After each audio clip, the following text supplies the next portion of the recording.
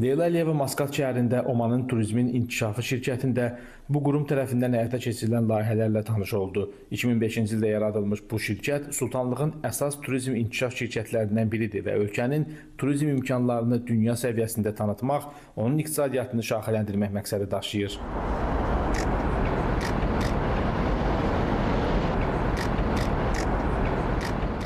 Maskata səfəri çərçivəsində Leyla Əliyeva Sultan Qabus Böyük məscidini də ziyarət etdi. Mərhum Sultan Qabus bin Səidin təşəbbüsü ilə inşa edilən və 2001-ci ildə açılan məscid ölkənin ən möhtəşəm dini memarlıq abidələrindən biridir. Təxminən 20 min nəfərin ibadət edə bildiyi məscid Maskatın memarlıq rəmzinə çevrilib.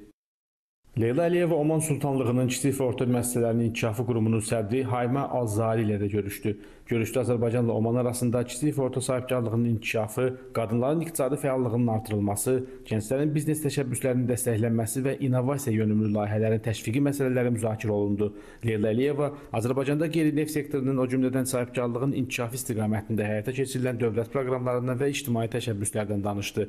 Haymə Al-Zari Omanın Azərbaycanla əməkdaşlığı genişləndirməkdə maraqlı olduğunu dedi. Söhbət zamanı biznes nümayəndələri arasında birbaşa əlaqələrin qurulması və gələcəkdə konkret əməkdaşlıq mexanizmlərinin formalaşdırılması barədə razılıq əldə olundu.